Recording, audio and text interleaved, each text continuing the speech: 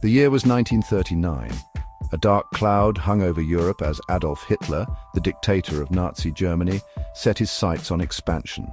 Fueled by nationalist ambitions and a desire for revenge after Germany's defeat in World War I, Hitler had already annexed Austria and Czechoslovakia. Europe watched with bated breath, fearing what this charismatic yet ruthless leader would do next. On September 1st, 1939, Hitler unleashed the full force of the German war machine upon Poland, marking the beginning of World War II. The world watched in horror as the Nazi blitzkrieg, a tactic emphasizing speed and overwhelming force, tore through Poland. Within weeks, the country was overrun. Britain and France, bound by treaties to protect Poland, declared war on Germany. What followed was a period of rapid German expansion across Europe. Denmark, Norway, the Netherlands, Belgium and France all fell to the Nazi war machine. Hitler's early successes were attributed to a combination of factors. The German army, the Wehrmacht, was a formidable force, well-trained, well-equipped and led by skilled commanders.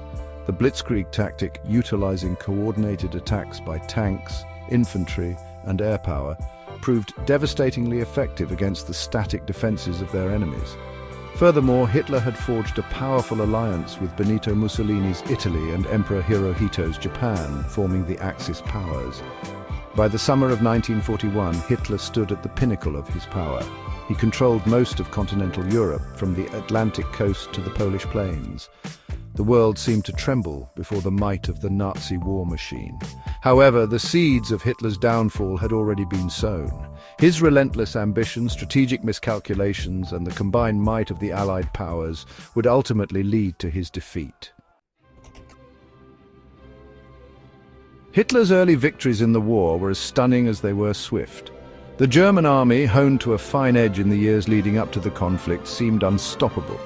They utilized blitzkrieg tactics with devastating efficiency, overwhelming their adversaries with coordinated assaults that left little room for response. Denmark, Norway, the Netherlands, Belgium and even France, a nation that had prided itself on its military prowess, crumbled under the weight of the German onslaught. These early successes emboldened Hitler, fueling his belief in his own strategic genius and the invincibility of the German army. He began to view himself as an infallible leader, destined to reshape the map of Europe according to his own twisted vision.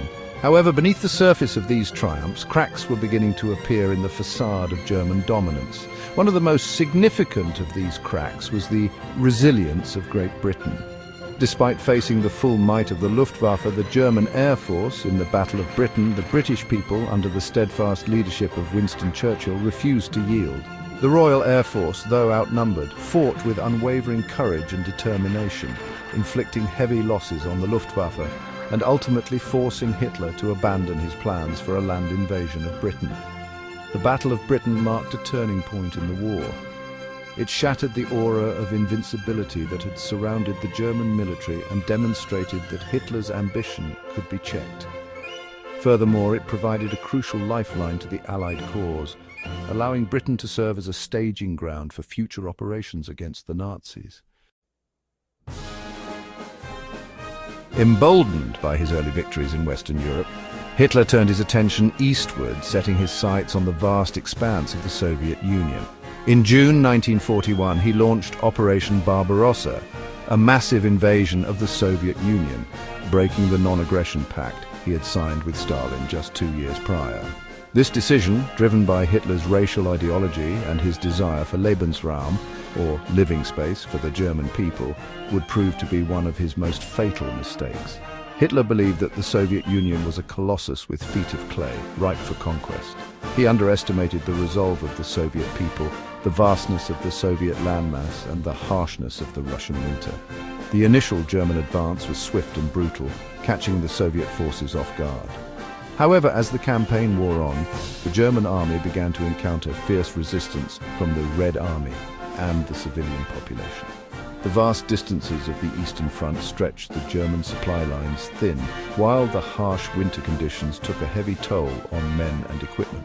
The Red Army, though initially suffering heavy losses, began to regroup and launch counter-offensives, bolstered by Lend-Lease aid from the United States. The Battle of Moscow, fought in the depths of the Russian winter, marked a turning point in the campaign. The German advance was halted and the myth of their invincibility was shattered. Throughout the course of World War II, Hitler's strategic decision-making played a significant role in Germany's eventual defeat. While initially successful with his blitzkrieg tactics and the element of surprise, Hitler's overconfidence and his increasingly delusional grasp on reality led to a series of military blunders that would cost Germany dearly.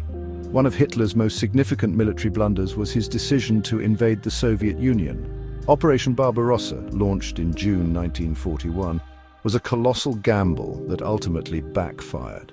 Hitler vastly underestimated the Soviet Union's industrial capacity, the size of its army, and the resolve of its people.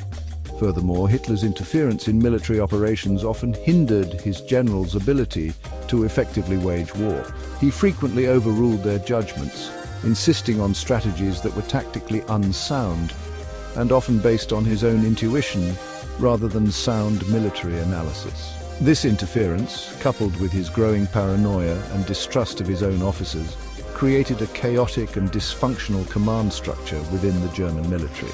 His insistence on fighting a war on two fronts, against both the Soviet Union in the east and the Western allies in the west, stretched German resources thin and ultimately proved unsustainable. The German army, though initially formidable, was gradually ground down by the sheer scale of the conflict and the relentless pressure from both east and west.